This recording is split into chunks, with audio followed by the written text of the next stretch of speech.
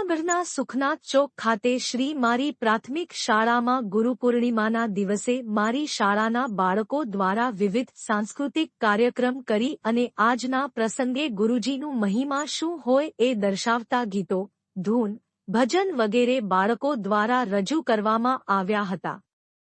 તેમજ શાળાના પ્રિન્સિપાલ શ્રી જયભાઈ વસવેલિયા દ્વારા ગુરુપૂર્ણિમાના દિવસનું વિશેષ માતમ સમજાવવામાં આવ્યું હતું. તેમજ ધોરણ 8માં અભ્યાસ કરતી રૂબીના રાઠોડ દ્વારા ગુરુ વિશેનો મહિમા દર્શાવવામાં આવ્યો હતો. શાળાના આસિસ્ટન્ટ શિક્ષક શ્રી પ્રજ્ઞાબેન બારૈયા દ્વારા ગુરુપૂર્ણિમાના આ પવિત્ર ગુરુ સમા દિવસની આભાર વિધિ કરી કાર્યક્રમને પૂર્ણ જાહેર કરવામાં આવ્યો હતો. खटे किसको लागू पाए बलिहारी गुरुदेव की जिसने गोविंद दियो मिलाए. गुरु पूर्णिमा ना आ पर्व निमित्ते सर्व गुरुजनों ने मारा सत सत नमन. जिंदगी कालिक थी ना रंगों का ठहराव था. जिंदगी कालिक थी ना रंगों का ठहराव था. जिंदगी उजागर तब हुई जब उसमें गुरु नाम का भी एक भाव था. जब उसमें गुरु नाम का भी एक भाव था. गुरु विना આપણે ઈશ્વરને પણ ઓળખી શકતા નથી. એકલવ્ય ગુરુ ભક્તિથી જ આપણે મહાન બન્યા. તેમજ ગુરુ પૂજન સ્વયં ભગવાન શ્રી કૃષ્ણ પણ કરતા હતા. તેના એટલે ગુરુ પૂર્ણિમાનો દિવસ. ગુરુ પૂર્ણિમા એટલે ગુરુને યાદ કરવાનો, ગુરુને નમન કરવાનો અને ગુરુ જે આપણા જીવનની અંદર આપણે ધારેલા છે એમને આપણે સ્મરણ કરી અને આજના પવિત્ર દિવસની ઉજવણી આપણી મારી પ્રાથમિક શાળા સુખનાથ ચોક જૂનાગઢ ખાતે કરવામાં આવેલ છે. આજના દિવસે આપણે ગુરુ શિષ્ય પરંપરા જે આદિ ઋષિ કાળથી ચાલી આવે છે એમના વિશે વાત કરી. ઉપરાંત આજની ગુરુ શિષ્ય પરંપરા છે આધુનિક જ્યારે એઆઈ નો યુગ આવ્યો છે, ટેકનોલોજીનો યુગ છે, ત્યારે ગુરુ શિષ્યની પરંપરા કેવી છે એમના વિશે પણ આપણે વાત કરી.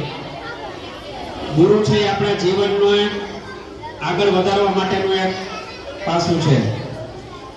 ગુરુ આપણા જીવનની અંદર જો ન હોય તો આપણું રાહ છે કઈ દિશામાં આપણે જવું એ આપણે નક્કી ન કરી શકીએ. એટલે આપણે વિદ્યાર્થી જીવન જીવી રહ્યા છીએ તો આપણા વિદ્યાર્થી કાળમાં આપણે તો પ્રાથમિક શાળામાં ભણીએ છીએ. આપણા ગુરુ તો મમ્મી પપ્પાનો ખોળો મૂકીને સીધા આવીએ એટલે આપણા ગુરુજનો છે આપણા પ્રાઇમરી ટીચર્સ જ થાય. અને મમ્મી પપ્પાએ જે આપણને જીવન કૌશલ્ય શીખવાડ્યા છે એની હવે આપણે કયા રસ્તે જવું એના માટે થઈને આપણે આપણા ગુરુ છે એ આપણને જ્ઞાન આપે. બરાબર?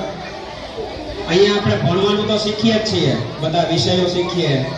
વિષય ઉપરાંત આ શાળાની અંદર અને આ સરકારી શાળાની અંદર દાખલા તરીકે આપણે મારી પ્રાથમિક શાળા છે એ એટલી સરસ મજાનું પ્લેટફોર્મ તમને પૂરું પાડે કે બાલવાટિકાના બાળકો અહીંયા સ્ટેજ ઉપર આવીને માઇક પકડીને ગાતા હોય, વગાડતા હોય, બોલતા હોય.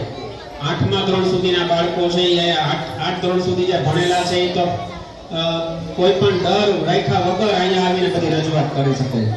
બરાબર?